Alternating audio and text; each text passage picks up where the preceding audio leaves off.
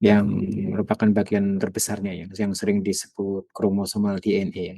Tapi sebenarnya bakteri itu nggak mempunyai kromosom ya. Tapi ada bagian DNA yang besar eh, yang sering disebut kromosomal DNA. Terus ada yang disebut ekstra kromosomal DNA yang sering disebut dengan plasmid juga ya. Dan plasmid ini sering dimanfaatkan untuk menginsersikan mungkin plasmidnya dibuka dulu, terus kemudian ada gen asing disisipkan di situ. Kalau kita sudah berhasil memasukkan gen asing ini ke dalam plasmid, ini kita sudah membentuk DNA rekombinan. Oke, konsepnya itu ya. Berarti konsep rekombinan DNA itu kita menggabungkan fragmen DNA dari sumber yang berbeda, eh, yang mungkin kalau secara natural itu nggak bisa ditemukan di genom itu ya. Jadi combination of DNA fragment from different organism to create DNA sequence that would not otherwise be found in the genome. Jadi normalnya nggak ada gitu.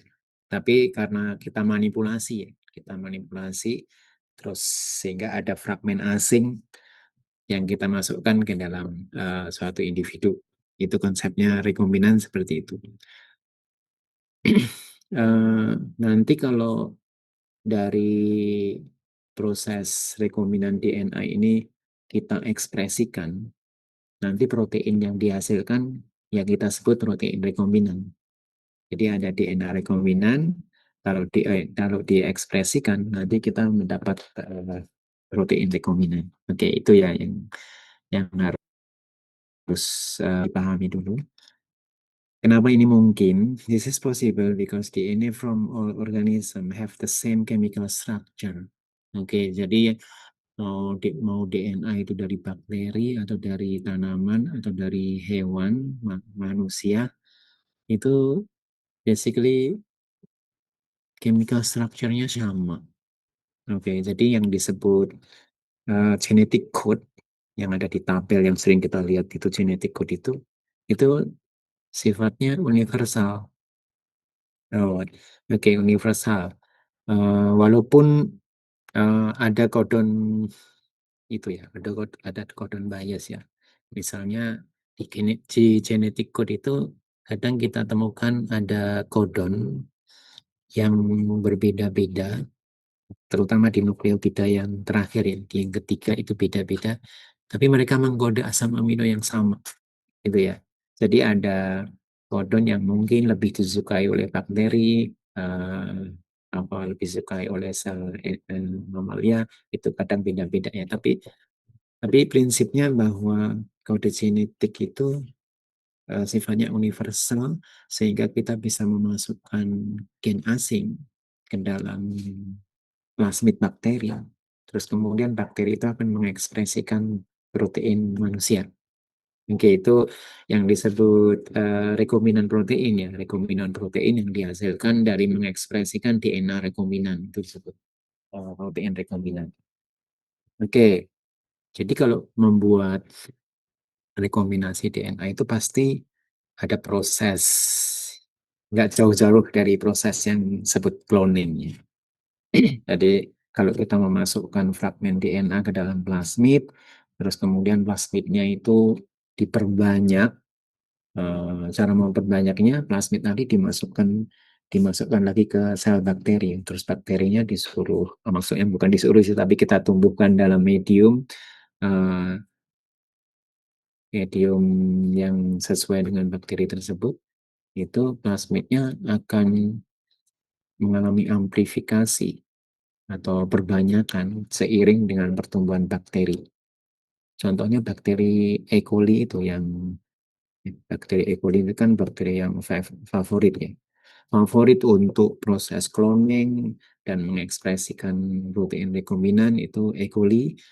E. coli itu gampang didapat, terus uh, pertumbuhannya juga cepat. Jadi kalau kita menumbuhkan E. coli itu dalam 20 menit aja sudah bisa 2 kali lipatnya jumlahnya. Jadi itu merupakan metode yang sangat simpel dan murah ya. Dan E. coli itu kan gampang didapatnya ya. Bahkan di dalam saluran pencernaan kita itu ada E. coli juga ya. Jadi eh, bakteri tersebut mudah didapat dan proses apa reproduksinya juga cepat gitu. Jadi ini eh, laboratory favorite bakteria ya. Oke, jadi yang disebut cloning itu adalah production of exact copy of particular gene or DNA sequence using genetic engineering technique ya. Tadi proses ini memerlukan vektor eh, plasmid tadi bertindak sebagai vektor ya, bertindak sebagai vektor. Eh, ini bisa digunakan untuk memproduksi foreign protein di dalam bakteria karena kita bisa mengekspresikan gen yang sudah di-cloning tadi untuk diekspresikan dalam bentuk protein rekombinan. Jadi eh, kalau kita menginsersikan fragmen asing ke dalam plasmid itu sebenarnya tujuannya bisa hanya memperbanyak aja, bisa juga setelah diperbanyak terus diekspresikan. Jadi kalau eh, tujuannya hanya untuk memperbanyak aja, itu biasanya memakai plasmid yang disebut plasmid propagasi. Namanya plasmid propagasi. Tapi kalau penelitinya menginginkan fragmen yang sudah diperbanyak tadi terus diekspresikan menjadi protein, itu plasmidnya beda lagi. Berarti harus dimasukkan ke dalam plasmid ekspresi ya, atau vektor ekspresi. Bedanya apa plasmid propagasi sama plasmid ekspresi itu? Ya, kalau plasmid yang dipakai untuk mengekspresikan protein itu biasanya ada promotornya. Nah, kita udah tahu ya kalau gen itu mau diekspresikan harus ada promotornya, harus ada sekuen yang tempat melekatnya RNA polimerase, RBS ya, ribosome binding site, terus harus ada stop kodenya ya. Berarti itu memang diperuntukkan untuk mengekspresikan gen.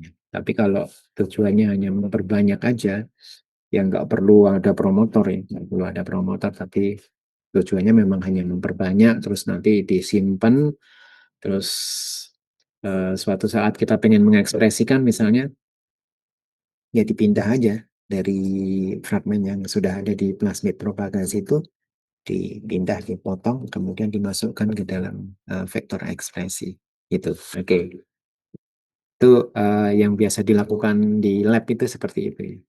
Oke, jadi eh, prinsipnya ini ada plasmid tadi ya, yang bertindak sebagai vektor.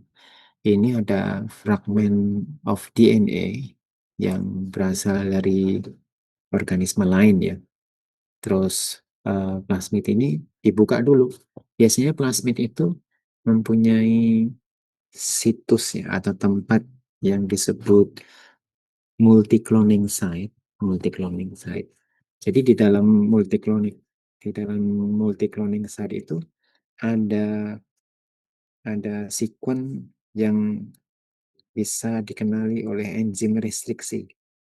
Jadi ada enzim yang dipakai untuk memotong DNA itu biasanya akan mengenali sekuennya itu di daerah multi-cloning site ini ya. Jadi kita bisa membuka vektornya yang tadinya sirkuler ini, dipotong dulu dengan enzim restriksi, terus kemudian fragmen yang mau disisipkan ini dipotong dengan enzim yang sama ya. Jadi kemudian uh, setelah plasmid yang terbuka, terus fragmen DNA-nya siap untuk diinsersikan, kemudian antara vektor sama fragmen DNA asing ini dicampur, terus ditambahkan enzim ligasi ya. Jadi ada enzim restriksi yang dipakai untuk membuka plasmidnya, terus nanti kalau mau merecombine menggabungkan fragmen asing dengan plasmid ini, kita pakai enzim ligasi ya. Nah, ligasi sehingga ini bisa masuk, sehingga kita sudah mendapatkan rekombinan DNA molekul. Nah, ini dilakukan di luar sel bakteri ya. Kita lakukan di lab, di bench gitu. Terus kemudian yang disebut DNA rekombinan ini kita introduksikan lagi ke bakteri. Diintroduksikan itu berarti dimasukkan lagi ya melalui proses transformasi ya biasanya. Jadi ini ada sel bakteria, terus dicampur dengan plasmid rekombinan ini, terus pakai biasanya pakai heat shock ya, dipakai heat shock itu plasmidnya bisa masuk lagi ke sel bakteri, terus kemudian bakterinya kita tumbuhkan eh, semalam gitu sehingga plasmidnya ikut ikut teramplifikasi seiring dengan pertumbuhan bakteri tadi. Oke. Nah, eh, nah bakteri-bakteri ini eh, bisa jadi mengandung plasmid rekombinan tadi, atau bisa jadi bakteri itu masih ngambil plasmid yang kosong misalnya. Itu bisa jadi ya. Makanya biasanya penelitinya itu terus menseleksi ya. Jadi bakteri ini terus ditumbuhkan dalam plate agar eh, biasanya mediumnya itu ditambahkan antibiotik. Oke. Karena di molekul plasmid itu ada gen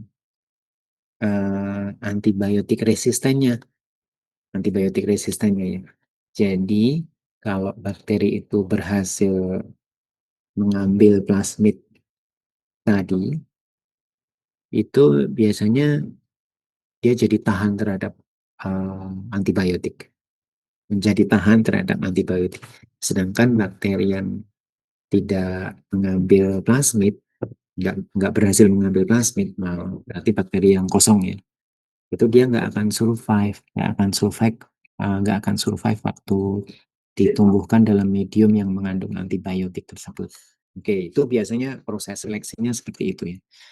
Oke, jadi tahapan gene cloning itu ya fragment DNA is inserted into vector, kemudian vector akan mentransport the gene into the host cell, within the host cell vector will be multiplied, and kemudian when the host cell divide, copy of the recombinant DNA pass to the progeny.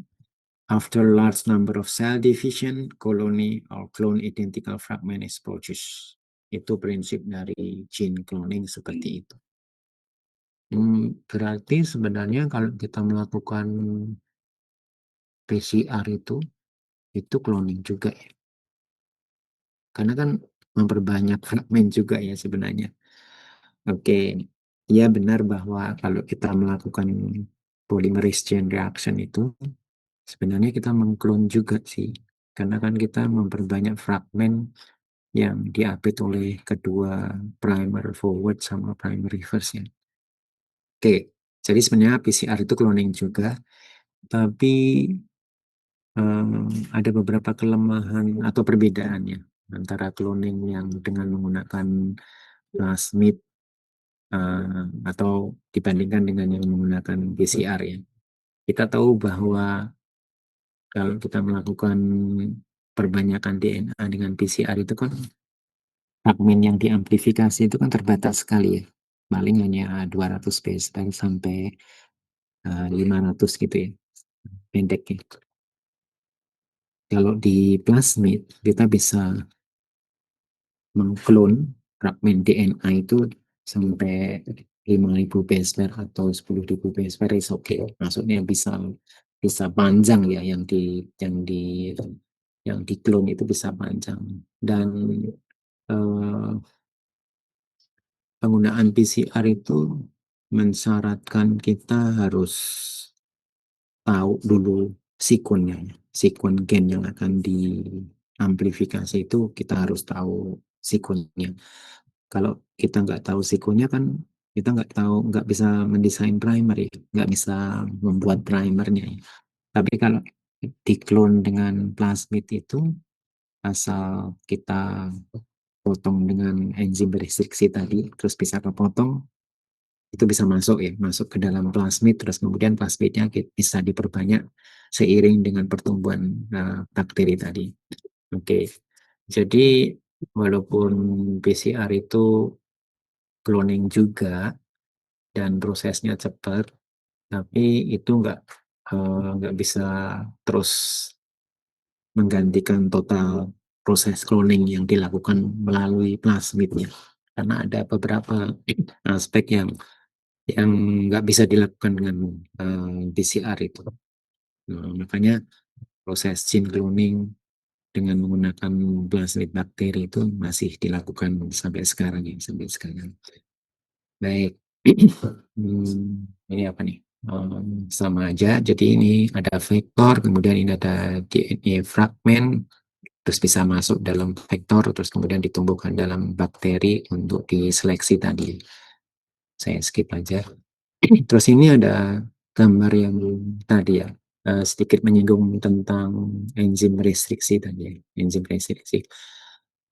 Jadi kalau di proses cloning yang konvensional itu memang masih menggunakan plasmid, dan plasmid itu seperti yang saya singgung tadi mempunyai multi cloning site tadi ya. Multi cloning site itu berarti di situ ada situs di mana enzim restriksi itu bisa memotong di situ ya. Uh, ini yang terlihat di gambar ini adalah contoh dari enzim restriksi yang mungkin paling populer ya. EcoR1. EcoR1 itu karena enzim restriksi ini diisolasi atau diekstraksi dari bakteri Escherichia coli, E. coli, strain R1. Oke, makanya namanya EcoR1. EcoR1 ini eh, akan memotong DNA setiap kali menemukan sekuen GAATTC. Jadi kalau ada sekuen GAATTC dia akan memotong di situ.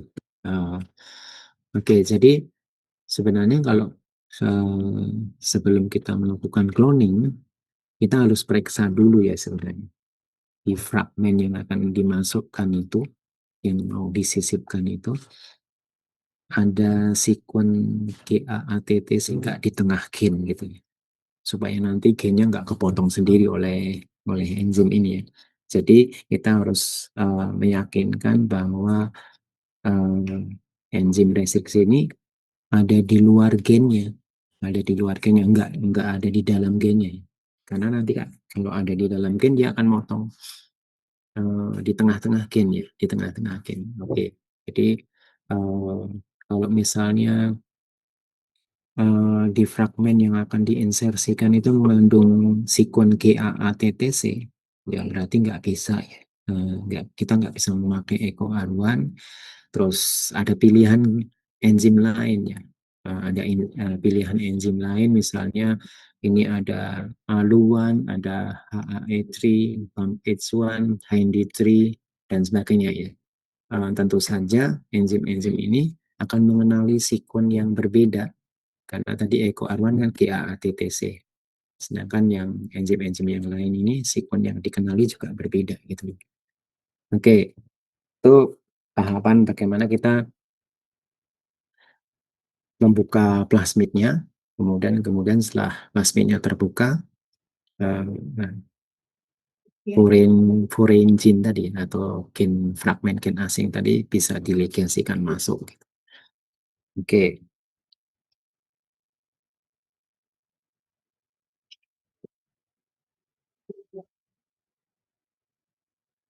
oke ini gambar yang tadi ya.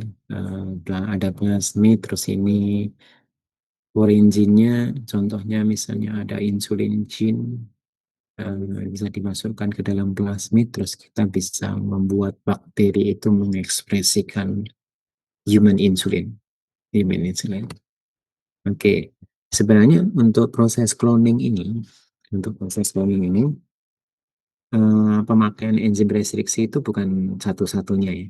Eh, jadi eh, kita memasukkan fragmen DNA ke dalam plasmid itu yang menggunakan enzim restriksi itu mungkin yang klasik ke metode seperti itu ya. Yang klasik itu seperti itu. Tapi sekarang ada advancement ya, perkembangan metode, ada proses cloning yang disebut TA cloning.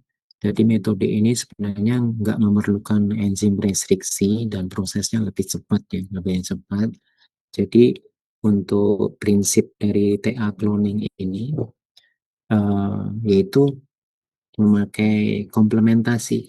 Jadi kita tahu bahwa DNA itu kan kalau G selalu berpasangan dengan C, kalau A selalu berpasangan dengan T ya.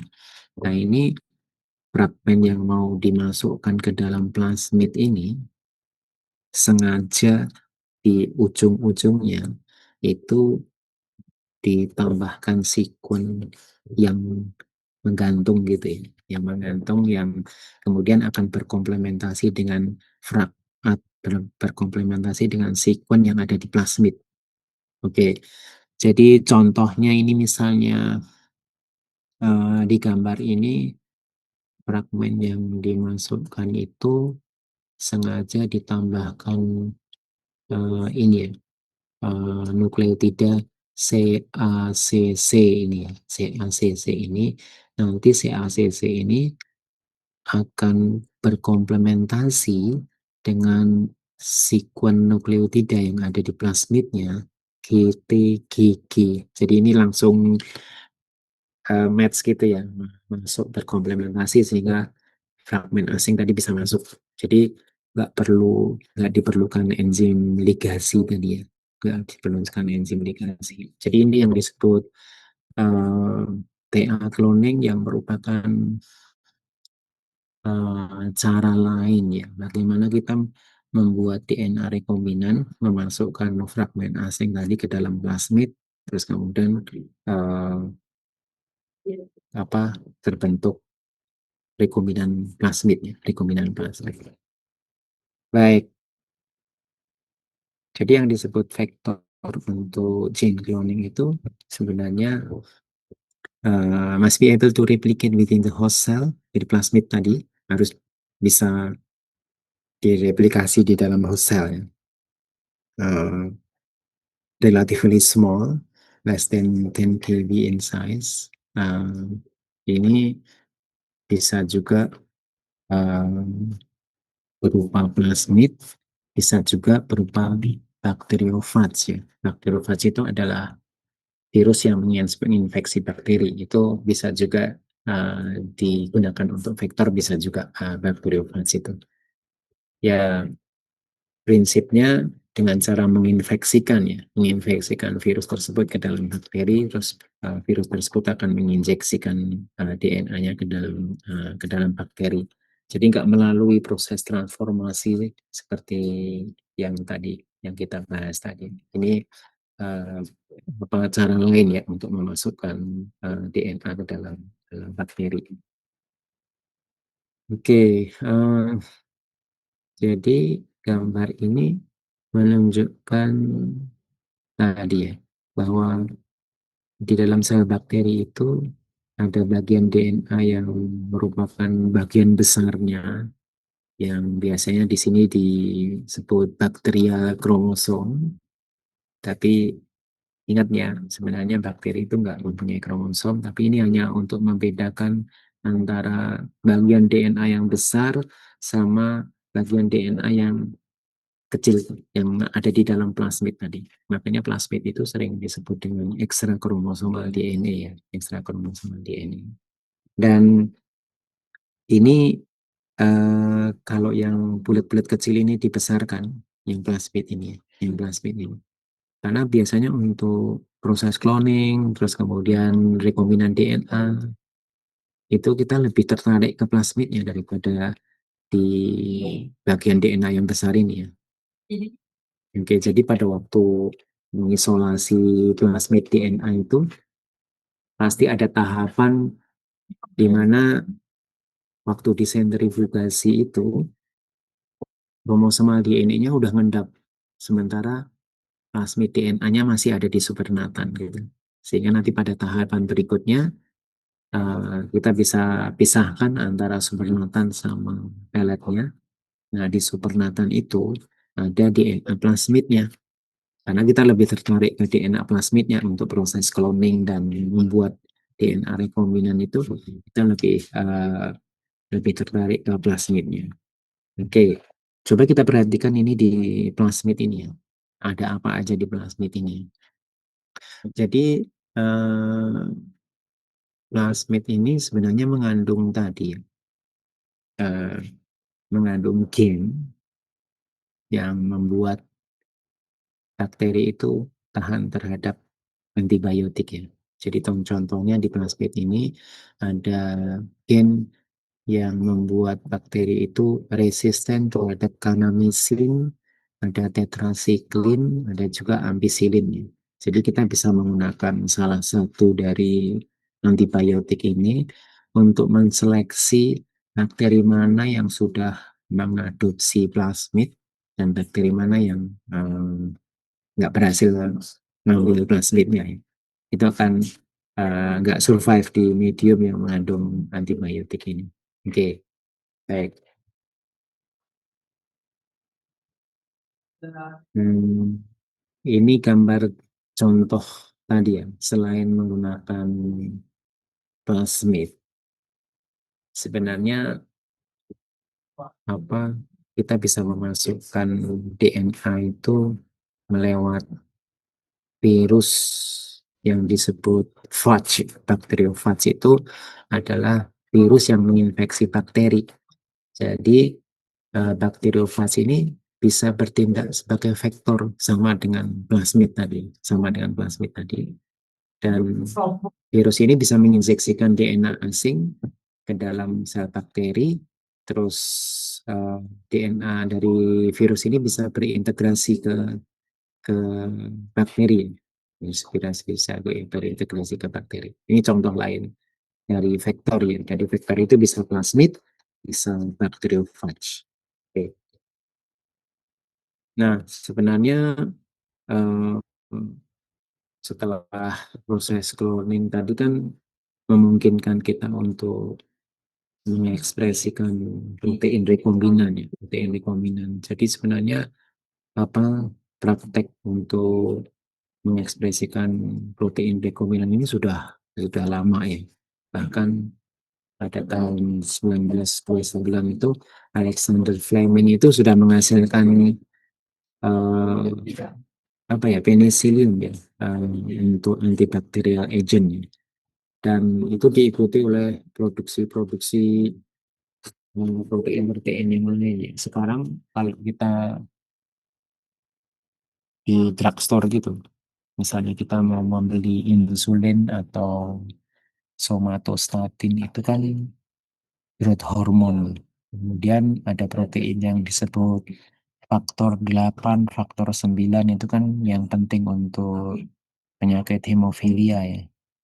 Itu semua sudah diproduksi melalui tadi protein rekombinasi. Berarti ya pasti awal mulanya dibentuk rekombinan DNA dulu, terus kemudian diekspresikan di dalam bakteri.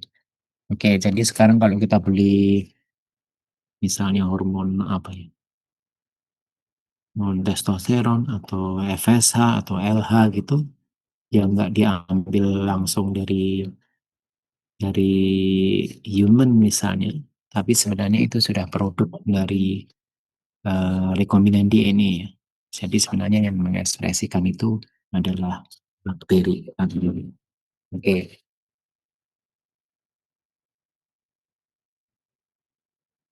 Oke, ini sama. eh, jadi sebenarnya kita bisa mengisolasi gen dari animal cell, dari nukleus ya, diambil, kemudian dimasukkan dalam vektor tadi atau plasmid, terus plasmid ini kita introduksikan lagi ke sel bakteri, dan kita bisa membuat protein animal ini, human kan animal juga ya. Jadi gen ini bisa diekspresikan oleh bakteri ini, prinsipnya itu. Dan gambar ini menunjukkan bahwa tadi, jadi kalau tujuan kita hanya untuk cloning berbanyak, itu biasanya kita memakai vektor propagasi.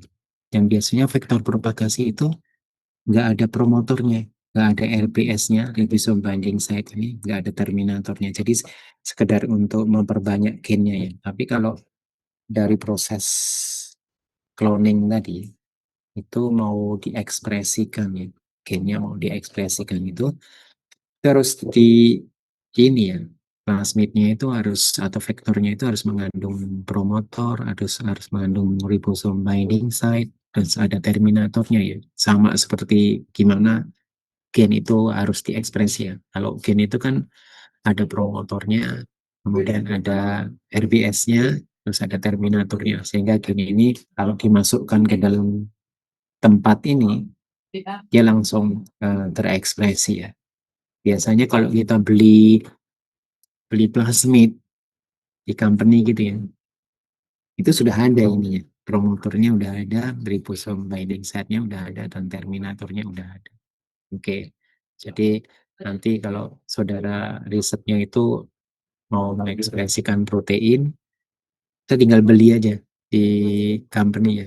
Eh, plasmid gitu, plasmid vektor ekspresi ya, namanya vektor ekspresi. Nah, vektor ekspresi itu sudah menyediakan lokasi di mana gen kita harus masuk di situ ya. Jadi di situ di depannya udah ada promotornya, sudah ada ribosome binding site-nya, terus ada terminatornya. Kita tinggal memasukkan gennya di situ. Kalau sudah masuk, kemudian plasmid ini diintroduksikan lagi ke bakteri, terus bakteri itu akan mengekspresikan gen ini. Yang bisa human gene, bisa animal gene, atau apa sih. Oke, eh, tapi sebenarnya ini kadang-kadang bakteri itu atau protein yang kita ekspresikan di bakteri itu menjadi tidak stabil ya waktu berada di sel bakteri itu, karena bakterinya mungkin mengenali ini sebagai protein asing ya, protein asing. Nah, biasanya strategi yang dipakai untuk mengekspresikan protein di bakteri itu yaitu dengan menggunakan fusion protein ini. Jadi construction of hybrid gene dengan synthesis of fusion protein. Kenapa disebut fusion? Fusion itu kan campuran ya sebenarnya, berfusi, campuran. Jadi sebenarnya eh, ini ada gambarnya ya. P itu promotor, R itu ribosome binding site, kemudian T itu adalah terminator tadi. Terus eh, jadi sebenarnya di plasmid ini, defektor ini, itu di depan di di belakang ribosome binding site ya, itu ada E. coli gene-nya. Jadi sengaja disisipkan E. coli gene, terus gen yang kita sisipkan, foreign gene-nya, itu akan disisipkan di belakang E. coli gene ini. Jadi sebenarnya fragmen yang dimasukkan ke dalam vektor ekspresi ini adalah campuran atau fusi antara E. coli gene sama foreign gene-nya. Oke, jadi yang merah ini adalah protein dari E. coli, ya, gen dari E. coli ya, karena ini masih berbentuk gen ya, gen dari E. coli. Terus kemudian foreign gene-nya yang akan kita ekspresikan itu ditempatkan di belakang dari E. coli gene-nya. Oke, kita tinggal masukkan gennya di situ ya. Terus kemudian kita uh, introduksikan ke bakteri. Terus bakteri ini akan mengekspresikan fusion protein. Fusion protein. Maksudnya fusion protein itu di depan protein itu ada protein E. coli dulu. Terus baru kemudian habis protein E. coli baru protein yang kita ekspresikan itu akan membuat protein ini lebih stabil di dalam sel bakteri. Di dalam sel bakteri akan lebih stabil karena bakteri akan menganggap ini sebagai oke, protein ini protein bakteri, sehingga nggak akan dihancurkan ya. Itu akan membuat protein itu lebih stabil waktu berada di dalam sel bakteri. Itu yang disebut fusion protein. Tapi nanti berarti harus ada tahapan di mana eh, protein yang dari E. coli tadi harus dipotong, harus dihilangkan ya. Setelah kita berhasil mengekstraksi protein fusion tadi, berarti harus ada tahapan di mana kita memotong bagian depannya ya. E. coli gene-nya atau E. coli proteinnya dipisahkan dari gen yang kita ekspresikan tadi. Baik, oke. Sebenarnya yang barusan kita bahas tadi adalah contoh dari um, rekombinan yang kita lakukan di bakteri. Uh, tapi dalam pengertian yang lebih luas, sebenarnya rekombinan DNA itu bisa dilakukan juga di mamalia, ya, di hewan itu bisa. Ya. Ini juga disebut rekombinan DNA juga karena melibatkan kita menyusun uh, konstruk ya, menyusun fragmen itu yang terdiri dari gen dari sumber yang berbeda, terus kemudian dimasukkan ke dalam tikus gitu, terus kita menciptakan transgenic animal ya. Transgenic animal mungkin saudara pernah dengar ya, transgenic animal gitu ya. Itu juga rekombinan DNA juga ya, karena kita membuat konstruknya sebelum diinjeksikan ke dalam uh, tikus ini. Itu di fragmen itu campuran antara DNA dari sumber yang berbeda ya, dari sumber yang berbeda. Berarti itu membuat rekombinan DNA juga ya. Jadi transgenic animal itu adalah animal which have been genetically engineered to contain one or more gene from exogenous source. Jadi DNA-nya bisa dari sumber yang dari luar ya. Caranya dengan cara uh, menginjeksikan rekombinan DNA tadi ke pronukleus. Jadi pada waktu sel telur itu dibuahi oleh sperma, ada terus kemudian terbentuk sigut kan ya. Ada periode yang dimana pronukleus jantan sama pronukleus betina itu belum bersatu gitu ya, belum bersatu. Jadi untuk membuat transgenic animal itu kita menginjeksikan transgene. Jadi kan yang disebut transgene itu berarti itu ya, konstruk atau fragmen yang sudah dimodifikasi berasal dari sumber yang berbeda ya. Uh, Misalnya kita mau menyisipkan mungkin apa di dalam tikus untuk mempelajari fungsi gen gitu, kan kita menyisipkan membuat rekombinan DNA juga ya, terus kemudian kita injeksikan ke dalam pronukleus ya. Itu uh, yang dilakukan pada pembuatan transgenic animal. Terus transgene ini can be translated through germline to the progeny. Jadi uh, konstruk DNA asing yang dimasukkan dengan cara injeksi tadi itu bisa bertransmisi ke germline-nya. Berarti kalau ke germline-nya itu bisa diturunkan nanti anak-anaknya sehingga kita bisa mempelajari efek dari memasukkan gen tadi ke keturunannya ya, keturunan dari hewan ini. Oke, itu yang dilakukan di transgenic animal.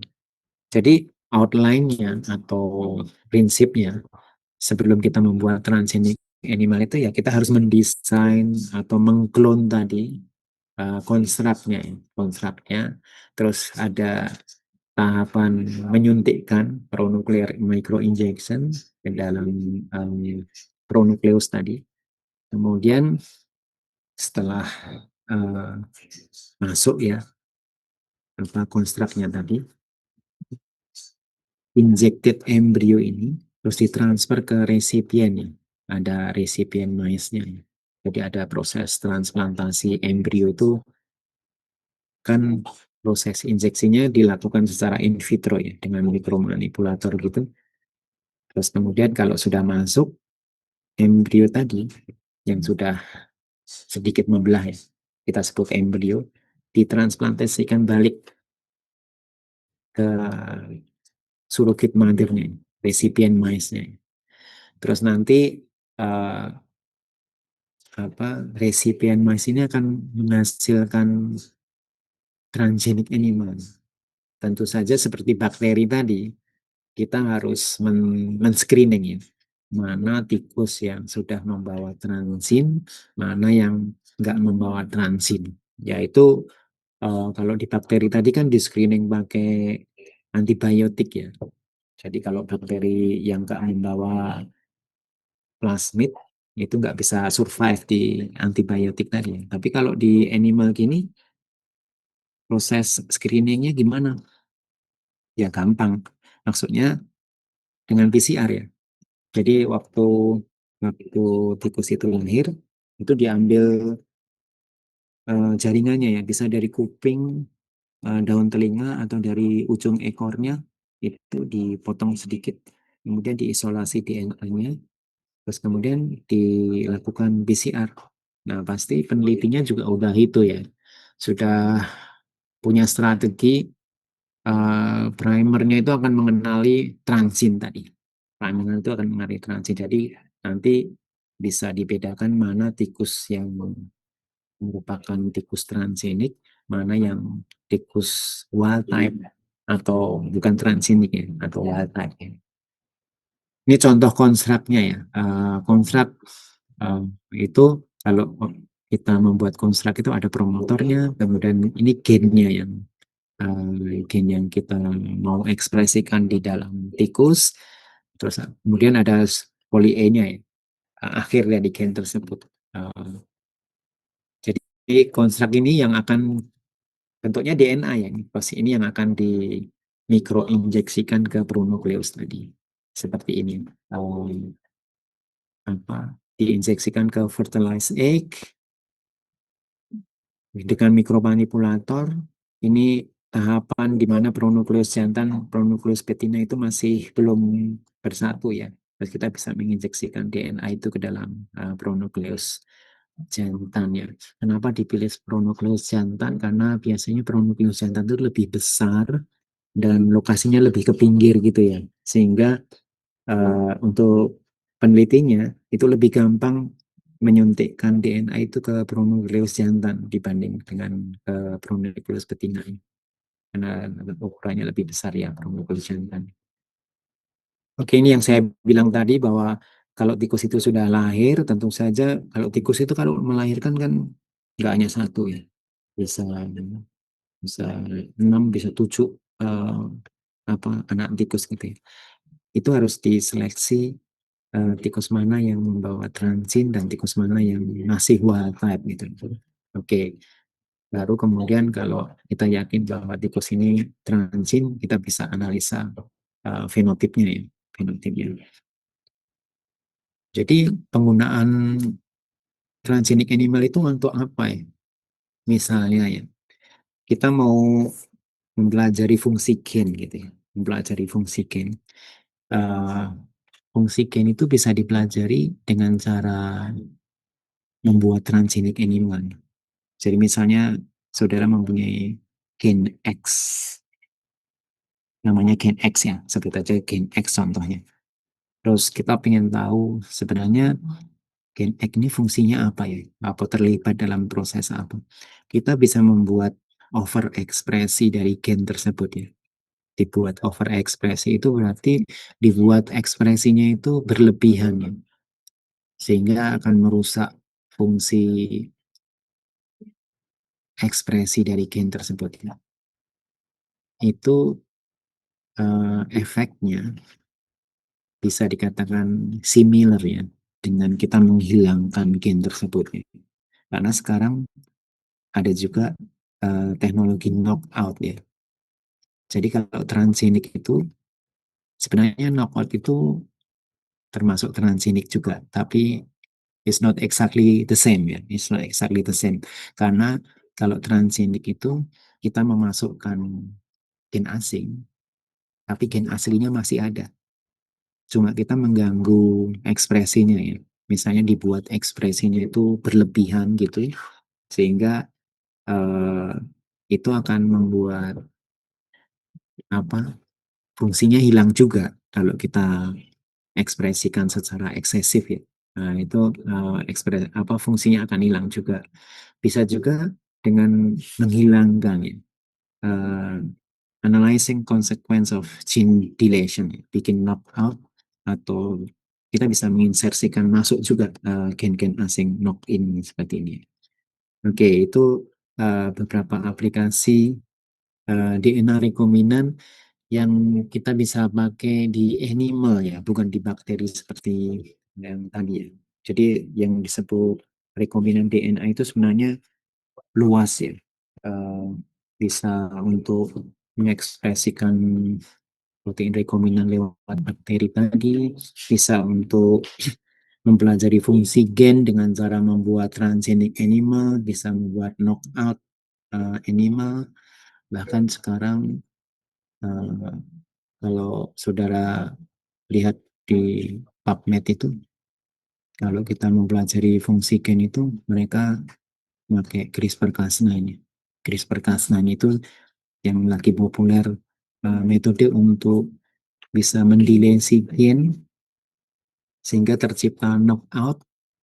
Kalau gen itu hilang, kira-kira fenotip apa yang muncul di animal tersebut ya, sehingga kita bisa menarik kesimpulan bahwa gen tersebut fungsinya adalah ini gitu. Karena kalau dihilangkan, terus tikus ini menjadi nggak bisa melakukan aktivitas ini misalnya. Berarti kan fungsinya itu ya. Dan CRISPR-Cas9 itu eh, memungkinkan kita juga untuk mengkoreksi gen yang defect ya. Jadi ada ada apa tahapan di mana kita bisa mendelesi gen yang misalnya defect, kemudian menggantikan dengan versi yang benar ya. Karena bisa kita itu punya kemampuan memperbaiki gen kalau template-nya tersedia. Jadi kalau template yang benar itu diinjeksikan ke dalam sel, sel itu mempunyai kemampuan untuk merepair berdasarkan template yang benar itu. Oke, jadi sebenarnya dengan CRISPR-Cas9 itu kita bisa membuat animal untuk mempelajari fungsi gen, bisa juga mengkoreksi gen ya. Makanya sering disebut genome editing ya, genome editing karena uh, kita bisa memotong fragmen yang defect, kemudian menggantikan atau mereplace dengan cara menginjeksikan juga template yang benar ya, atau corrected version dari fragmen yang dipotong tadi, sehingga sel itu bisa merepair gen yang rusak tadi. Oke, itu sekedar nice to know aja ya bahwa yang disebut rekombinan DNA itu sekarang sudah uh, maju sekali. Maksudnya sudah mencakup banyak um, bidang, banyak bidang. Oke, itu untuk tentang rekombinan DNA. Saya akan lanjutkan aja ke gene rearrangement ya. Nanti pertanyaannya di akhir kuliah aja ya. Di akhir kuliah. Oke, saya stop.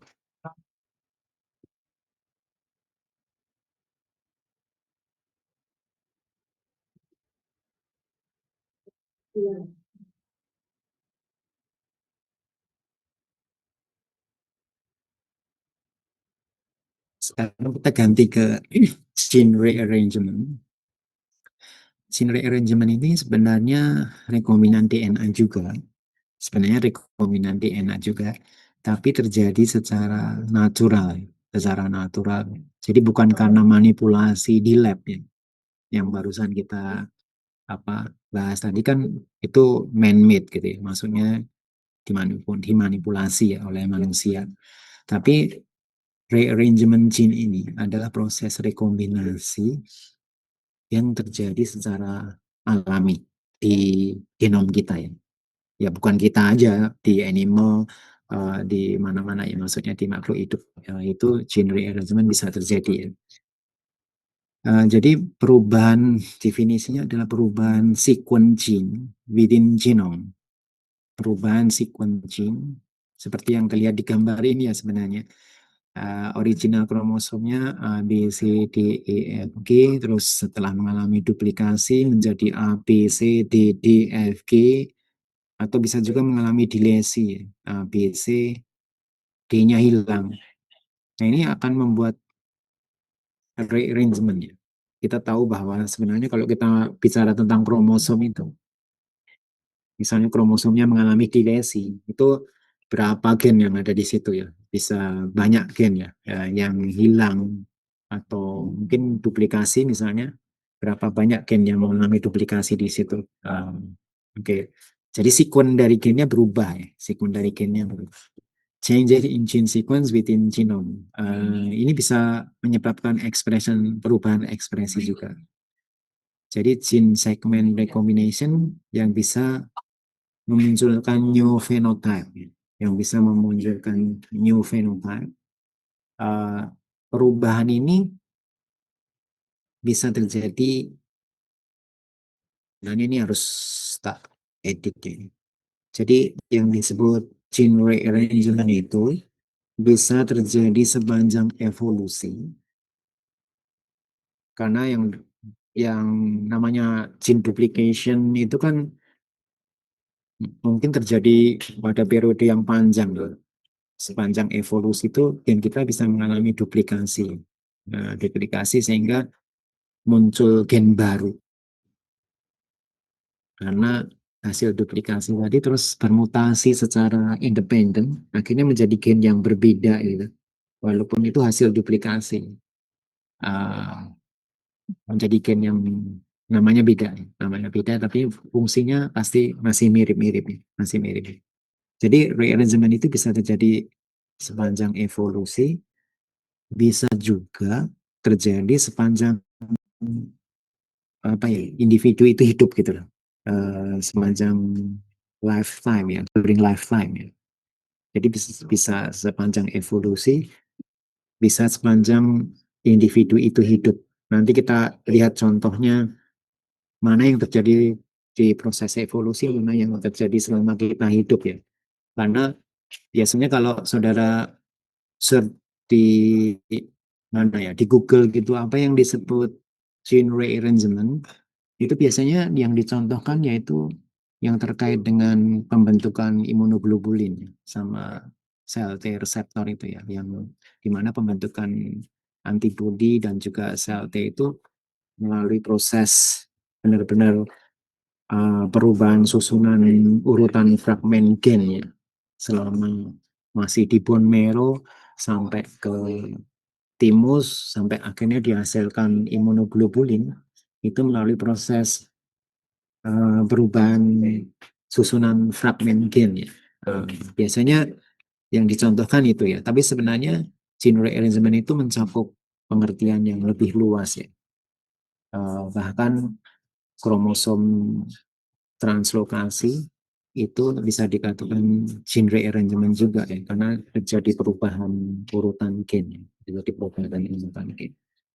Oke, jadi yang kita bahas di kuliah ini sebenarnya gene rearrangement dalam pengertian yang lebih luas ya, pada nggak hanya pada pembentukan imunoglobulin dan sel T reseptor, tapi juga di hal-hal lainnya yang akan menyebabkan perubahan susunan gen, perubahan susunan gen.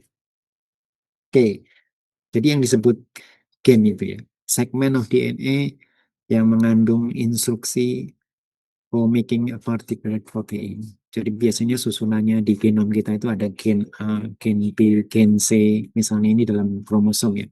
Ini mengekspresikan sendiri-sendiri proteinnya. gen A mengekspresikan protein A, gen B mengekspresikan protein B, gen C mengekspresikan protein C. Maaf, backgroundnya mengganggu nggak ya?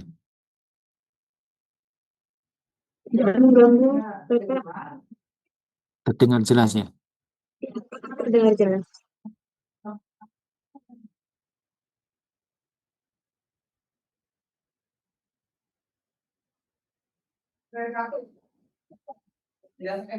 Sebentar ya.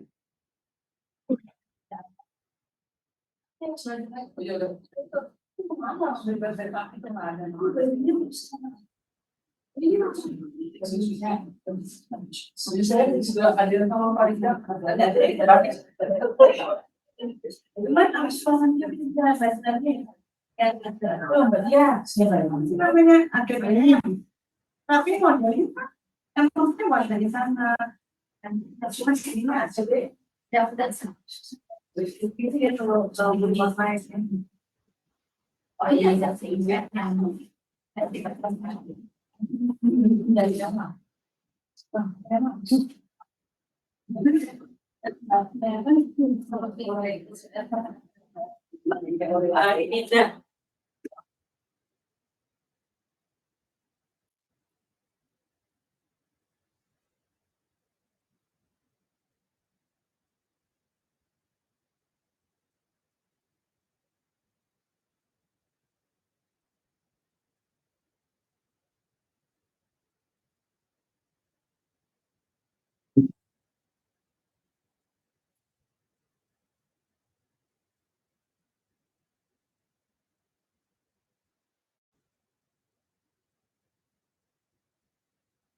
Baik, mudah-mudahan tidak berkurang backgroundnya.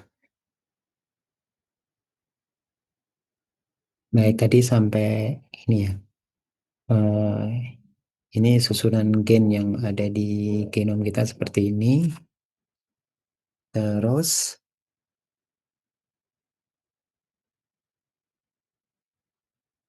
gen itu tadi bisa mengalami rearrangementnya. Itu bisa proses itu bisa membuat muncul gen baru sebenarnya dari proses rearrangement itu. Misalnya, suara saya jelaskan ya, walaupun saya nggak Terdengar sangat jelas, Bapak. baik. Jadi saya nggak perlu teriak. Oke, jadi ada gene duplication itu eh, tadinya gen itu satu ya, terus mengalami duplikasi, terus hasil duplikasi itu bermutasi ya secara independen gitu, terus akhirnya menjadi gen yang berbeda. Oke, itu yang disebut duplikasi seperti itu ya. Kemudian bisa juga gen itu mengalami segmen shuffling.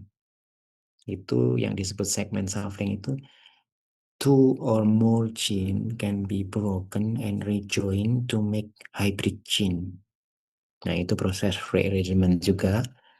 Bisa juga horizontal transfer.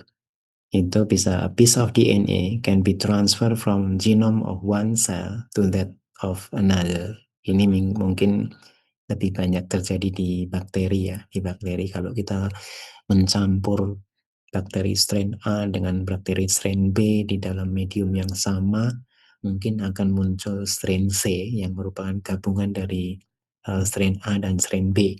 Itu biasa itu di bakteri ada dia ada proses horizontal transfer, horizontal transfer. Oke,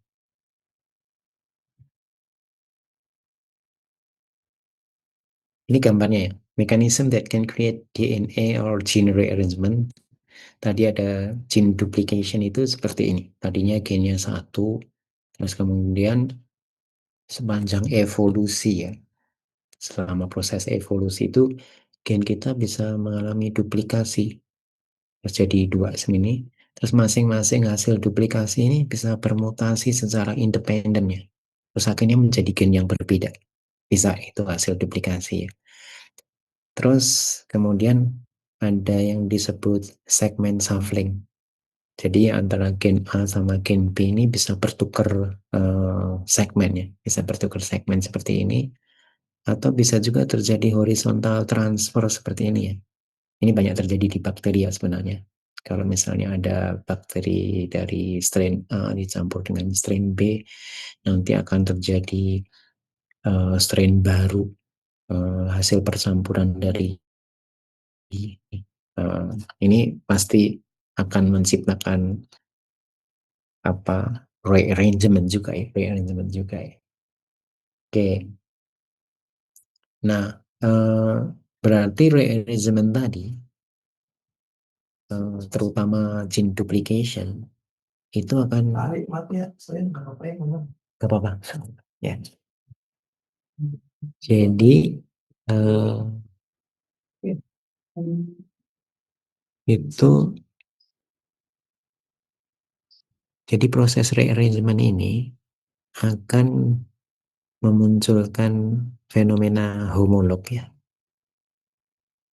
Nanti saudara pasti ketemu dengan ini ya, ada homolog bahwa gen ini homolog terhadap gen itu, berarti masih serupa ya. Sebenarnya homolog itu kalau kita mau detail itu bisa dibagi menjadi ortologs atau paralog ya.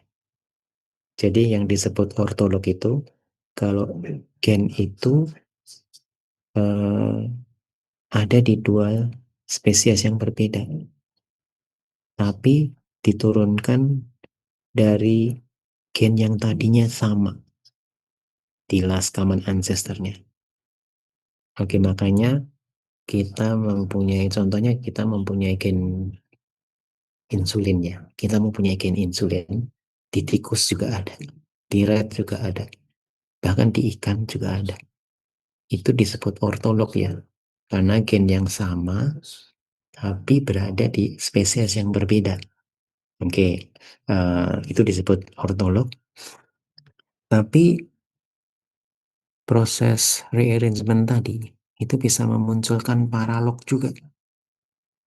Paralog itu masuknya related gene that have resulted from gene duplication within single genome. Ini bukan di spesies yang berbeda, tapi di spesies masih di genom yang sama. Itu disebut paralognya. Itu contohnya ada di genom kita, misalnya ada gen BCL2. Pernah dengar kan ya? BCL2 itu adalah gen yang terlibat pada proses apoptosis ya. Jadi BCL2 gene itu sebenarnya family of gene. Anggotanya banyak ya. Ada BCL2 yang tergolong yang pro apoptotik, ada yang anti apoptotik. Itu banyak anggotanya ya. Itu kenapa bisa muncul seperti itu? Karena ada proses duplikasi tadi. Terus kemudian masing-masing hasil duplikasi itu mengasi sendiri secara independen, akhirnya menjadi gen yang berbeda. Tapi kalau disejajarkan, kalau di istilah bioinformatik itu di alignment ya, di alignment itu mereka masih mengandung domain yang sama ya, masih share the same domain ya. Uh, jadi sebenarnya fungsinya masih related gitu, nggak jauh-jauh gitu, walaupun nama gennya sudah beda, uh, tapi fungsinya masih masih related gitu. Gitu. Itu yang bedanya antara ortolog sama paralog ya. Kalau ortolog itu berarti sudah ada di spesies yang berbeda, sedangkan paralog itu masih ada di genom yang sama, di sel yang sama, tapi gennya ada yang related gitu ya. Ya itu tadi BCL2 gene itu ada di sel kita sih, anggotanya banyak, anggotanya banyak. Jadi ini contoh dari tadi ya. Yang paling kiri ini disebut ortolog ya. Tadinya ada gen, misalnya katakanlah gen G ya. Gen G ini tadinya ada di ancestral organism. Ancestral itu berarti organisme yang awal ya, yang awalnya, nenek moyangnya gitu ya. Terus selama evolusi ini organisme ini mengalami proses ini ya yang disebut spesiasi ini. Terus berpisah spesies ini, ada spesies A, spesies B. Terus masih membawa gen ini ya. Makanya gen ini ada di spesies A disebut gen GA, ini gen GB karena ada di spesies B. Ini yang disebut ortolog ya.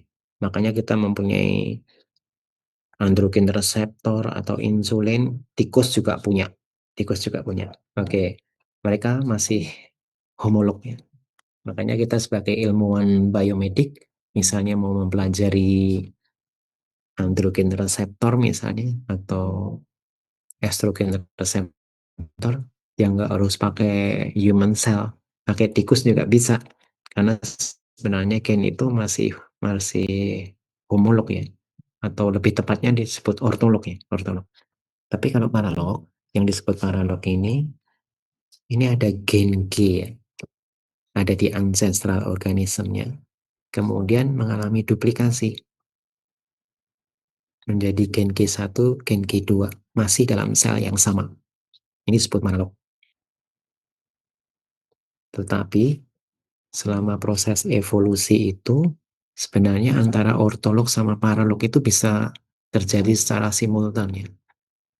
Misalnya ini ada gen G di ancestral organismnya, terus mengalami duplikasi dulu, masih dalam sel yang sama. Kemudian baru mengalami spesiasi, kepisah spesies A, spesies B. Akhirnya di sini ada gen GA1A, gen gen 2 G2A, di sini ada G1B, ini ada G2B. Jadi antara ini kan paralog ya ini. Terjadi awalnya terjadi paralog, terus di akhirnya terjadi ortolog, kepisah spesiesnya. Nah, biasanya orang itu menggeneralisir proses ortolog dan paralog ini sebagai homolog gitu aja, sebagai homolog gitu. Oke, berarti kan ini terus ada ada rearrangement juga ya, ada rearrangement juga, perubahan perubahan susunan gennya. Nah, rearrangement itu bisa terjadi juga di level kromosom ya. Bisa di level kromosom seperti ini ya, bisa disimplifikasi ya. Ini ada human kromosom, ini ancestor kromosomnya seperti ini, digambarkan dengan warna yang berbeda, biru, kuning, hijau, merah.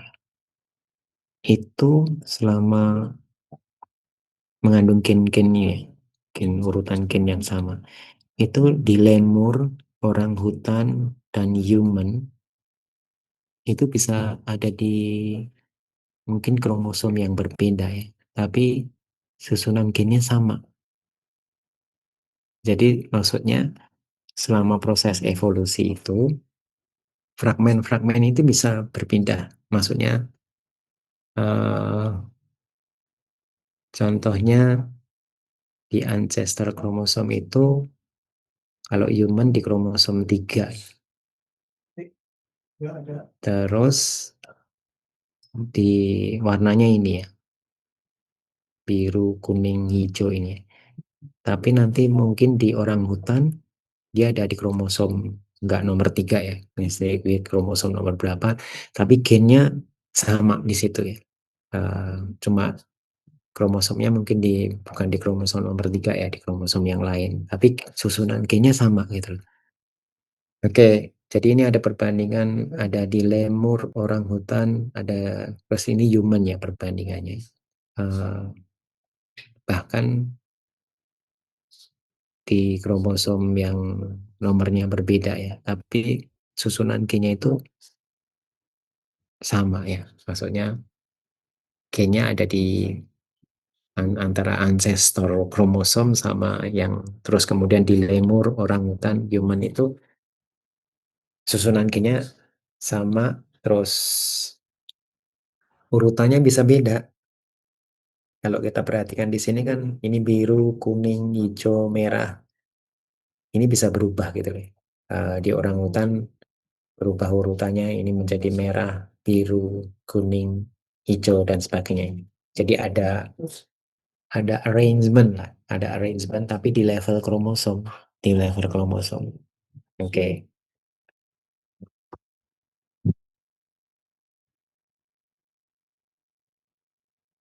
Oke.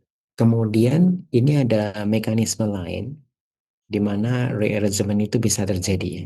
Ada mekanisme lain di mana rearrangement itu bisa terjadi. Jadi sebenarnya homologous recombination ini adalah proses yang normal terjadi pada waktu kromosom ini mengalami eh, crossing over. Oke, crossing over. Oke, ini homologous recombination ini also known as general recombination, genetic exchange between a pair of homologous DNA sequence only between DNA duplex that have extensive region of sequence similarity. Oke, kita kembali ke pelajaran ini ya. Meiosis. Meiosis. Jadi proses meiosis ini terjadi pada waktu pembentukan sel gamet. Pada waktu pembentukan sel gamet. Oke. eh, jadi pada waktu pembentukan sel gamet itu terjadi dua kali meiosis kan ya. Ada first meiotic division, kemudian ada second meiotic division di pembelahan meiosis itu. Nah, pada waktu pembelahan meiosis yang pertama, itu terjadi crossing over antara kromosom yang homolog. Kromosom homolog itu berarti kromosom yang dari ayah sama dari ibu ya. Itu namanya homolog ya. Itu terjadi pindah silang di sini ya, di meiosis pertama ini. Oke, terus kemudian di meiosis kedua baru terpisah lagi ya antara eh, sister kromatidnya ya, sister kromatidnya. Sekarang kita perbesar di bagian ini aja coba. Pada waktu terjadi crossing over ini antara kromosom yang homolog ya. Kita perbesar yang ini aja ya. Pada yang terjadi pada meiosis 1 ya. Oke, yang merah itu adalah kromosom dari ayah. Kemudian yang abu-abu itu adalah maternal kromosom. Ini karena sekuen dari kedua kromosom ini sama, karena kromosomnya homolog kayaknya. Kromosom nomor satu dari ayah sama kromosom nomor satu dari ibu itu sekuennya sama, hanya variasi sedikit-sedikit aja yang berbeda. Karena sekuennya sama, kromosom ini bisa crossing over ya, pindah silang gitu, bisa pindah silang ini.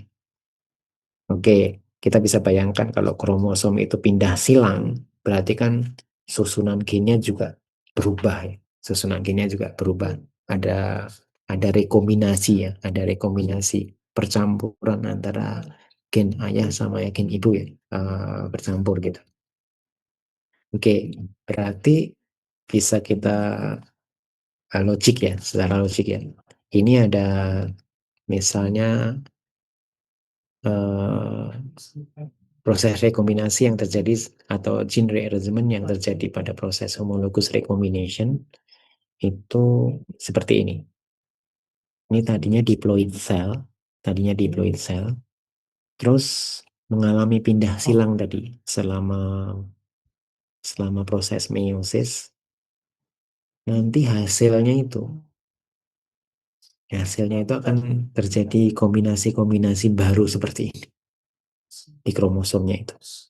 Oke, eh, misalnya ini ibarat apa ya, yang terjadi pada proses spermatogenesis misalnya. Spermatogenesis itu kan terjadi mulai dari spermatogonium, kemudian spermatosit satu, dari spermatosit satu itu mengalami pembelahan meiosis yang pertama. Jadi pembelahan meiosis yang pertama itu menghasilkan akan mengubah dari spermatosit 1 menjadi spermatosit 2. Kemudian yang pembelahan meiosis yang kedua itu mengubah dari spermatosit 2 menjadi spermatid. Terus akhirnya dari spermatid ini menjadi spermatozoa. Spermatozoa. Oke, berarti dari satu spermatosit tadi primer itu akan dihasilkan 4 spermatozoa yang masing-masing membawa kombinasi yang berbeda-beda ya. Yang masing-masing membawa kombinasi yang berbeda-beda. Ini bisa diibaratkan gitu ya, karena pada pembentukan sel sperma itu satu spermatosit primer idealnya akan menghasilkan 4 spermatozoa seperti proses ini. Berarti dalam 4 spermatozoa itu kombinasi kromosomnya bisa beda-beda. Terjadi rearrangement di level kromosomnya ya, di level kromosom. Oke, itu rearrangement yang terjadi pada itu ya, homologous recombination ya, yang sebenarnya ini proses normal yang terjadi pada waktu pembelahan meiosis 1 di mana kromosom itu mengalami pindah silang, crossing over, menghasilkan kombinasi-kombinasi baru. Ini kan sebenarnya rekombinan juga ya, rekombinan juga, tapi terjadi secara alami, bukan dimanipulasi di lab.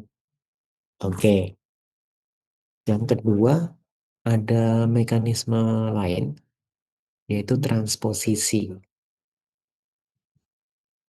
Mungkin sudah juga pernah dengar proses transposisi ini ya, atau jumping gene ya.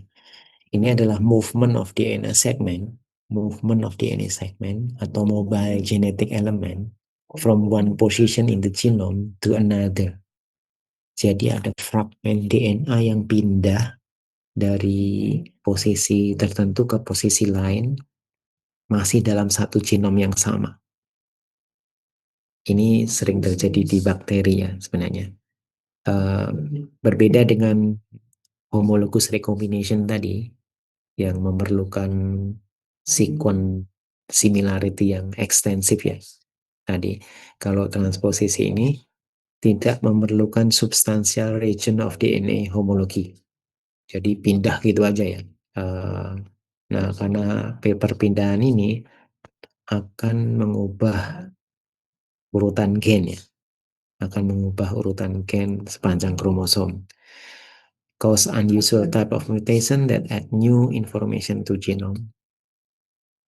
Jadi proses transposisi tadi, fragmen yang pindah itu disebut transposon. Fragmen yang pindah itu disebut transposon, sedangkan atau bisa disebut juga mobile element atau bisa juga disebut transposable element. Ini proses ini dikatalisasi oleh enzim transposase. Transposase ini act on specific DNA sequence at its end of the transposon sehingga menyebabkan dia bisa pindah, terpotong kemudian pindah ke tempat yang baru ya. Oke, most transposon are only modestly selective in choosing their target. There is no general requirement for homology sequence. In bacteria, transposon move once every 10.000 ya, 100.000 sel division. Jadi ini memang sering terjadi di sel bakteri ya. Jadi kalau transposisi itu prosesnya seperti ini. Ini ada kromosom A. Fragmen ini bisa dipotong oleh enzim transposase ini. Terus membentuk ini ya, transposom ini ya, atau fragmen yang akan pindah. Jadi karena fragmen ini terpotong, terus ini akan hilang ya, broken donor pada kromosom A ya, hilang karena terpotong ini. Terus ini akan nyambung lagi, tapi ada fragmen yang hilang. Terus fragmen ini akan pindah ke kromosom lain. Ini dari kromosom A ya. Pindah ke kromosom B. Transposisi ini tidak mensyaratkan adanya sequence similarity seperti di homologous recombination tadi ya. Kalau di homologous recombination kan bisa terjadi pindah silang itu karena sekuennya sama. Tapi kalau ini benar-benar hanya terpotong atau dipotong dari kromosom A, terus akan mendarat somewhere secara random ya. Maksudnya nggak ada nggak ada persyaratan harus ada sequence similarity. Pokoknya dia akan pindah ke tempat lain. Eh, dalam contoh ini pindah ke kromosom B ya. Kromosom B itu yang disebut transposisi atau jumping gene ya, jumping gene. Terus ada juga conservative site specific recombination. Conservative site specific recombination ini adalah range DNA yang sifatnya reversible yang sebenarnya. Dan proses ini itu memerlukan spesial enzim yang bisa membreak and rejoin two DNA double helix at specific sequence on each DNA molecules. Oke, ini seperti uh, enzim yang bisa mengenali sequence ya, sequence spesifik. Jadi sangat spesifik seperti tadi ya, enzim restriksi tadi ya. Seperti enzim restriksi tadi, enzimnya ini mengenali spesifik sequence pada donor maupun targetnya, donor maupun targetnya. Jadi kira-kira misalnya ini ada uh, kromosom ini ya, fragmen kromosom ini, terus ada fragmen yang mau masuk ini bisa mengalami integrasi masuk seperti ini. Bisa juga karena sifatnya reversible, ini bisa keluar lagi dengan proses pemotongannya. Jadi ada enzim yang spesifik sekali bisa mengenali sequence di mana dia harus dipotong, terus di mana dia harus rejoin di situ. Dan apa proses rearrangement ini yang lewat mekanisme konservatif site specific recombination ini terjadi pada proses pembentukan imunoglobulin. Imunoglobulin itu melalui proses ini, konservatif site specific recombination ini. Oke, sekarang coba kita sedikit membahas tentang DNA rearrangement yang terjadi pada waktu pembentukan imunoglobulinnya atau pada waktu perubahan kelas imunoglobulinnya. Kan imunoglobulin itu ada macam-macam ya, ada imunoglobulin M, ada imunoglobulin A dan sebagainya ya. Itu perubahannya juga melalui proses DNA rearrangement juga. Oke, kita lihat ya. Nah, ini adalah gambar antibody molekul yang saya yakin saudara udah familiar sekali dengan struktur antibody ini ya.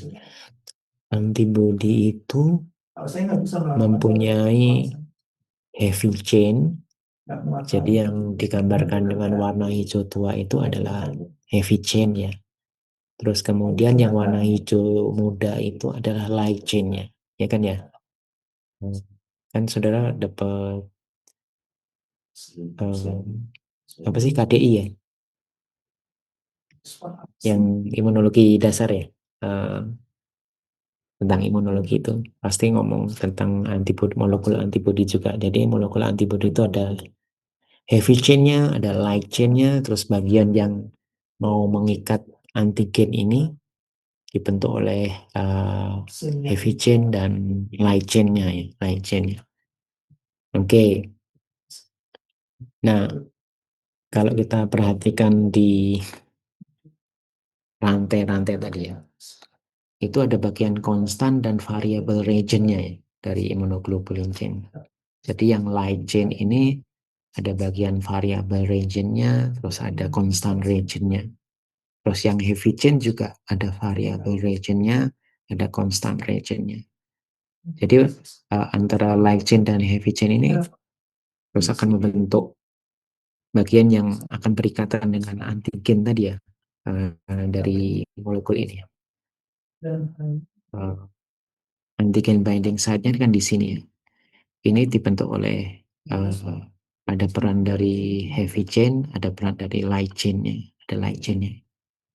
Oke, terus kita tahu bahwa imunoglobulin itu ada macam-macam ya. Ada IgM, ada IgD, ada IgG, IgA, dan IgE ya. Itu nanti akan kita lihat juga bahwa perubahan kelas ini dari misalnya dari IgM mau berubah menjadi IgA misalnya, itu kan tergantung dari antigen yang menstimulasi kita ya. Jadi karena ada antigen yang menstimulasi kita, IgM itu bisa berubah kelas menjadi IgA supaya lebih spesifik untuk menetralisir antigen yang masuk ke tubuh kita ya. Oke, nah ini yang disebut rearrangement ya. Jadi yang paling atas itu.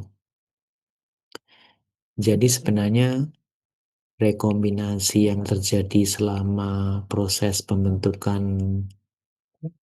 imunoglobulin itu disebut eh, VDJ recombination ya. VDJ recombination ya.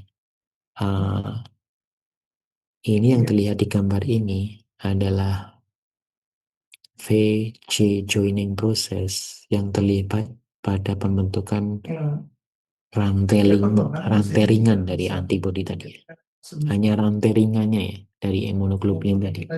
Jadi pada waktu masih di bone marrow, kan kalau kita kembali ke pelajaran imunologi ya, sel B sama kan proses apa sistem kekebalan tubuh kita gitu kan di dilakukan oleh sel B sama sel T kan ya. Kalau sel B itu untuk yang nanti humoral ya, yang akan membuat imunoglobulin, sedangkan ada yang seluler juga yang sel T ya, itu yang nanti akan untuk imun selulernya ya. Itu kan awalnya dari bone marrow semua ya. Sel itu progenitornya. Progenitornya itu berasal dari bone marrow, terus kemudian akan bermigrasi ke timus ya, sel timus.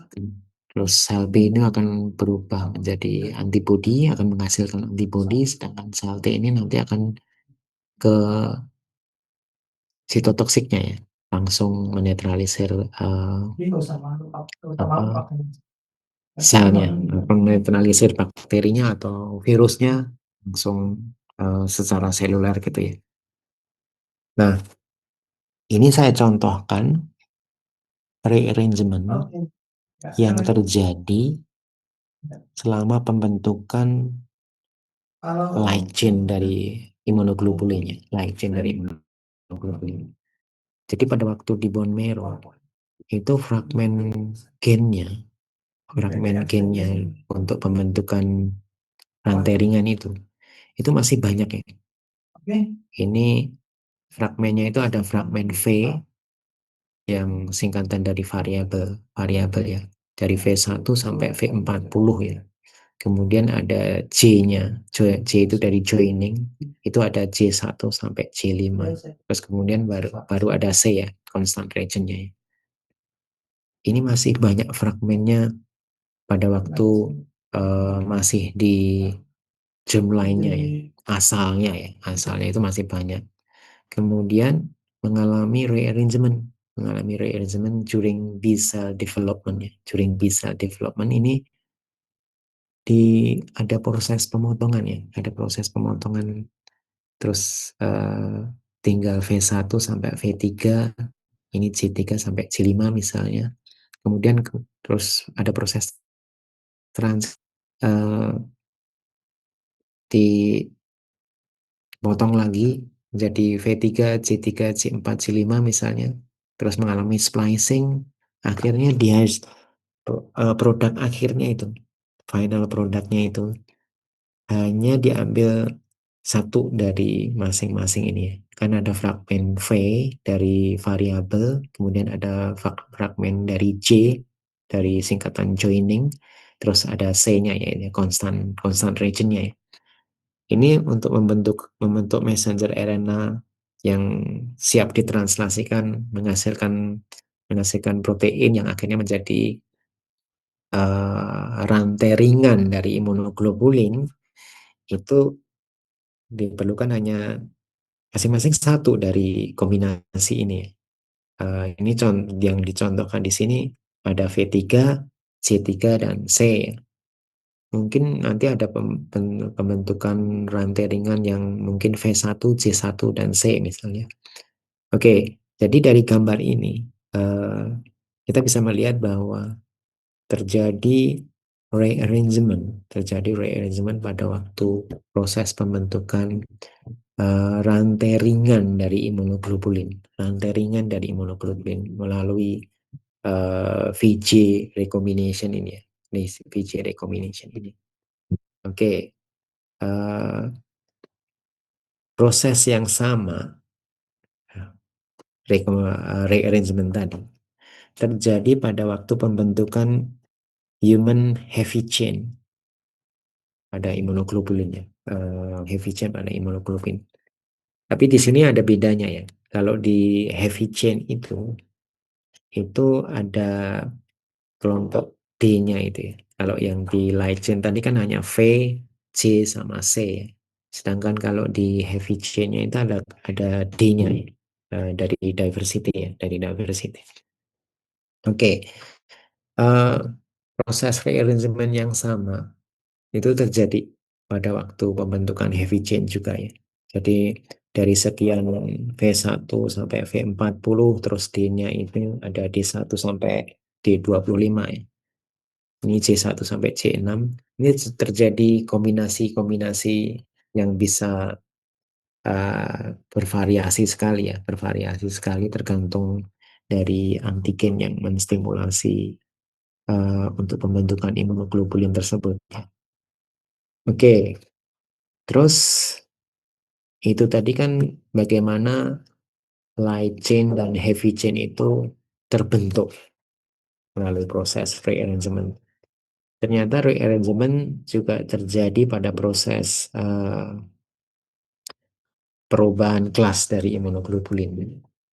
Perubahan kelas dari imunoglobulin. Jadi ini misalnya ada IgM ya, IgM imunoglobulin M ini mengalami pemotongan ya, pemotongan melalui site specific recombination tadi, site specific recombination. Terus terjadi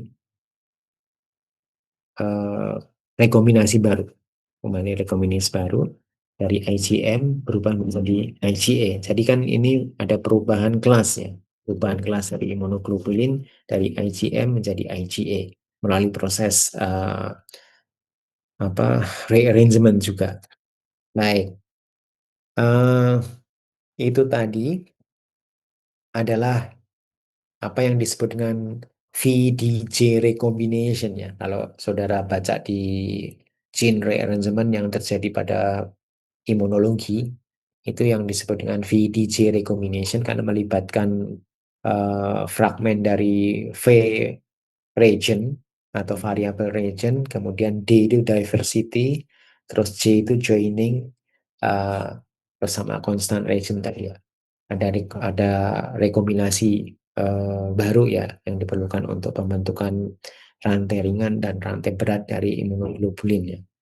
Berarti bisa kita bayangkan kan tadi ada V1 sampai V40, kemudian ada C1 sampai C6, terus ada D juga berapa berapa variasi yang bisa dihasilkan dari proses rearrangement itu ya, tergantung dari antigen yang menstimulasi pembentukan imunoglobulin tadi ya. Oke, itu udah pada pembentukan imunoglobulin. Proses yang sama, maksudnya rearrangement yang mungkin similar ya, itu terjadi juga pada pembentukan T cell reseptor ya. Kalau tadi kan di humoral ya, pembentukan imunoglobulin. Dan rearrangement itu juga terjadi pada pembentukan T cell reseptor ya. Kita tahu bahwa reseptor ini ada di permukaan sel T ya. Sel T yang akan menerima antigen. Sel T ini kan akan menerima antigen yang dipresentasikan oleh, kalau nggak MHC kelas 1, MHC kelas 2 kan ya. Eh, Cara kerjanya kan gitu ya. Kalau sel T itu nggak langsung menetralisir antigen seperti imunoglobulin tadi ya. Tapi dia, sel T ini akan menerima antigen yang sudah diproses oleh antigen presenting cell. Misalnya sel dendritik ya. Misalnya sel dendritik itu akan nangkep antigennya dulu, terus diproses antigennya, terus akan dipresentasikan keluar. Kalau nggak oleh M, kalau nggak MHC kelas 1 ya MHC kelas 2 ya. Itu akan ditangkap oleh T cell reseptor ya. Oke, ternyata pembentukan reseptor sel T itu melalui proses yang sama ya. Most of the mechanism involved in generating immunoglobulin diversity, uh, ada multiple germline gene segment, VDC, somatic recombination, and junctional diversity, itu juga terjadi pada pembentukan T cell reseptor ini. Oke, itu yang terjadi rearrangement gen tadi ya. Oke, jadi kalau gene rearrangement dalam rangka untuk pembentukan imunoglobulin itu kan sebenarnya menguntungkan kita ya. Menguntungkan kita karena tubuh kita menjadi punya banyak imunoglobulin untuk menetralisir antigen-antigen yang mungkin merugikan tubuh kita ya. Kita jadi punya banyak repertoire, banyak apa imunoglobulin yang ada di tubuh kita ya. Tapi rearrangement itu juga bisa memunculkan negatif efeknya ya. Eh, jadi terutama ini terjadi pada cancer critical gene ya. Cancer itu bisa terjadi karena mutasi ya.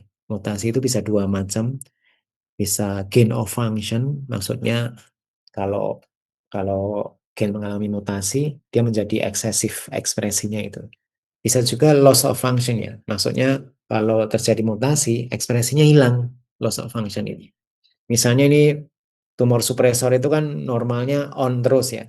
Tapi kalau mengalami mutasi loss of function, tumor supresor ini bisa hilang ekspresinya, akhirnya nggak ada yang ngerem ya. Nggak ada yang ngerem, uh, yang bisa ngerem tumor gitu. Oke.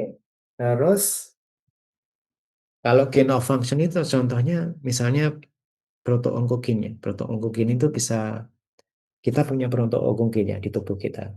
Kalau kalau gen itu mengalami mutasi, itu bisa ekspresinya meningkat ya.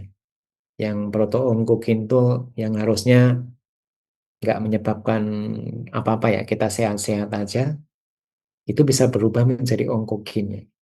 Yang akhirnya kita kena cancer juga ya. Nah, makanya eh, ini misalnya ada proto-onkogen ya, itu bisa menjadi apa ya, kalau mutasi itu bisa menjadi hiperaktif ya. Kalau mutasinya itu terjadi di daerah promotornya misalnya, itu bisa menyebabkan yang tadinya terekspresi rendah menjadi eksesif overproduksi ya. Terus bisa mengalami gene amplification, normal protein unit overproduce, dan eh, kromosom itu juga bisa mengalami rearrangement ya.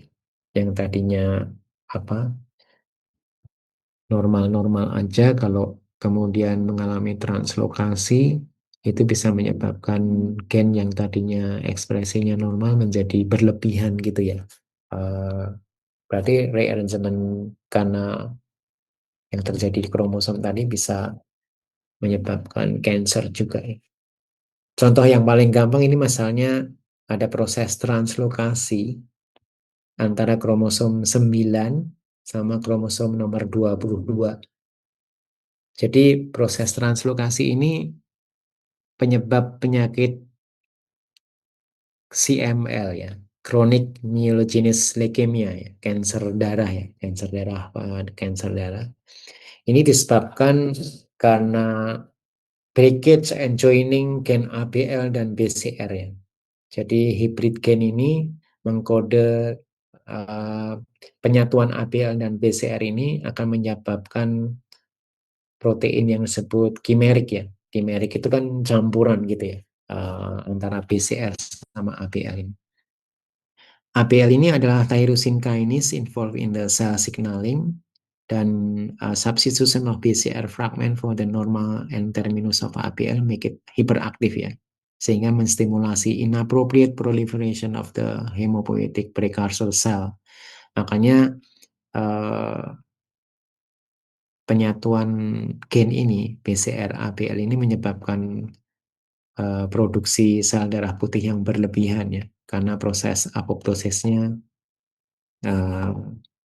hilang ya, maksudnya nggak berjalan dengan semestinya ya, sehingga akan dihasilkan excessive number of white blood cell leukemia.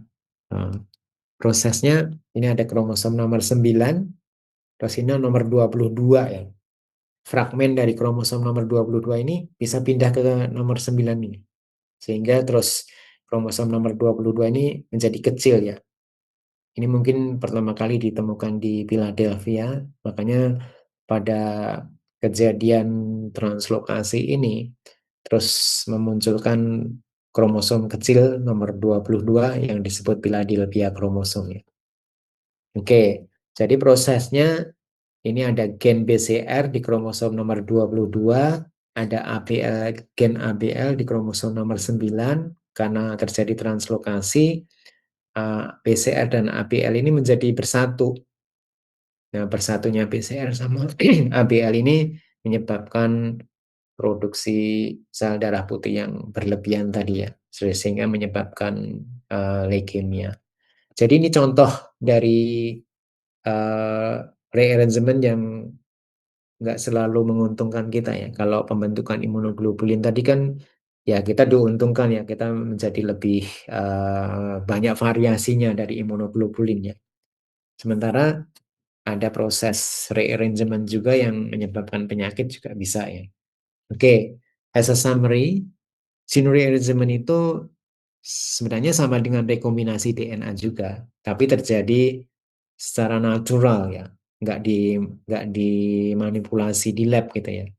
Itu bisa terjadi during evolution atau individual lifetime. Kalau yang evolusi kan tadi ada duplikasi, ada segmen shuffling atau transposisi tadi kan bisa terjadi sepanjang evolusi ya.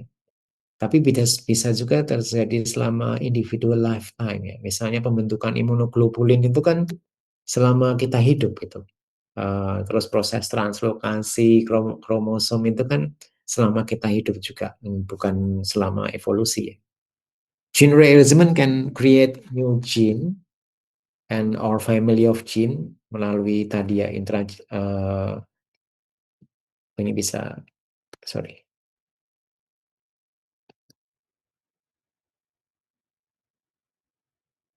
saya saja ini intragenic mutation, karena intragenic mutation itu mutasi sih, tapi bukan termasuk rearrangementnya. Baik, jadi proses pembentukan new gene atau family gene itu bisa melalui duplikasi tadi, segmen shuffling atau horizontal transfer, itu semua rearrangement juga. Kemudian mekanisme of rearrangement can also be homologous recombination tadi, proses yang normal terjadi pada waktu pindah silang tadi, crossing over. Bisa juga transposisi, walaupun transposisi itu jarang terjadi di human ya, walaupun ada evidence-nya, ada buktinya bahwa transposisi itu pernah terjadi di human genome, tapi jarang terjadi di human, itu sering terjadi di bacterial genome. Kemudian site specific recombination itu eh, pembentukan imunoglobulin sama sel T reseptor tadi itu terjadi secara site specific recombination ini. Terus translokasi tadi yang bisa menyebabkan berbagai penyakit tadi itu kan melibatkan perpindahan fragmen kromosom ya. Kita tahu bahwa kalau kromosom itu kan kalau pindah fragmen sedikit aja banyak gen yang ikut pindah di situ. Berarti terjadi rearrangement ya, terjadi rearrangement yang mungkin sifatnya merugikan ya kalau translokasi itu ya. Rearrangement can be at gene or chromosomal level. Gene rearrangement can be beneficial or detrimental. Oke, masih ada waktu sedikit ini kalau ada pertanyaan silahkan. Maaf ini dia harus pindah-pindah juga karena kuliahnya bareng sama staf lain. Ada pertanyaan silakan. Izin bertanya sebentar, Bapak. Ya silakan. Siapa nih Amelia ya? Iya, tadi kan disebutkan ya Pak bahwa gen rearrangement itu dapat terjadi secara alami dengan konsekuensi yang bisa positif, bisa negatif. Kalau misalnya dampaknya negatif, seperti contohnya tadi leukemia atau Philadelphia kromosom tadi, apakah ada mekanisme biologis yang mencegah biar tidak terjadi gen rearrangement gitu Pak? Apakah bisa dipengaruhi karena gaya hidup juga atau memang ini terjadi secara random dan alami begitu? Mohon penjelasannya. Terima kasih. Oke, jadi sebenarnya proses translokasi kromosom itu terjadi secara alami ya. Ya mungkin aja ya ada agent-agent, chemical agent atau radiasi yang bisa menyebabkan kromosom itu bertranslokasi ya. Itu bisa. Jadi mungkin ada faktor-faktor lingkungan juga yang menginduce kromosom itu untuk abrasi ya, untuk abrasi. Itu translokasi kan salah satu contoh dari abrasi kromosom ya, abrasi kromosom. Dan itu bisa dipengaruhi oleh faktor lingkungan, misalnya chemical agent atau radiasi. Bisa juga kalau umur oosit yang sudah itu ya, sudah lewat ya. Makanya kalau sudah umur 45 ke atas itu kan apa segregasi kromosom itu kan sudah nggak sebagus pada waktu oosit itu masih muda ya. Sehingga terus bisa terjadi non disjunction atau macam-macam penyakit-penyakit genetik itu kan disebabkan karena eh, kalau oosit itu sudah tua itu kemampuan untuk apa ya kan sel itu selalu mengalami sel division ya pembelahan sel itu terus kromosom harus harus dibagi ke kutubnya yang berlawanan harus ditarik oleh benang spindle itu bisa gagal di situ ya sehingga eh, penyakit-penyakit genetik itu bisa muncul. Ya, jawabannya ada faktor-faktor lingkungan yang bisa menyebabkan translokasi tadi. Baik, terima kasih atas Ya, jawabannya, Bapak. ya, ada lagi?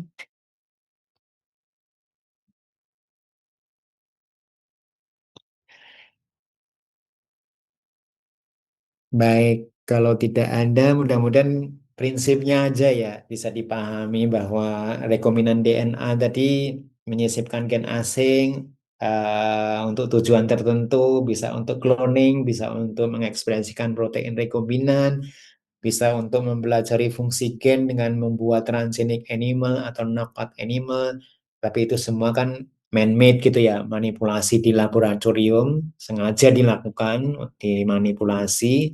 Tapi kalau gene rearrangement ini rekombinan DNA juga, tapi terjadi secara natural ya di tubuh kita. Bisa melalui tadi duplikasi atau segmen sampling atau homologous recombination atau site specific recombination itu terjadi secara alami, bukan dimanipulasi di lab. Dan efeknya bisa menguntungkan kita, seperti contohnya pembentukan rantai ringan dan rantai berat dari imunoglobulin tadi kan supaya kita lebih tahan terhadap uh, serangan antigen dari luar ya. Sementara nggak selalu menguntungkan juga rearrangement itu Contohnya yang tadi rearrangement di level kromosom ya, itu proses translokasi kromosom itu juga rearrangement juga yang bisa menyebabkan berbagai macam penyakit ya, contohnya kanker leukemia tadi ya, yang translokasi antara kromosom nomor 9 sama kromosom nomor 22. Baik, saya cukupkan kuliahnya sampai di sini. Eh, sampai ketemu nantinya. Terima kasih atas perhatiannya. Terima kasih Terima banyak, kasih Bapak. dokter. Terima kasih Terima banyak, kasih. Pak. Terima kasih. Terima kasih banyak Bapak. Super.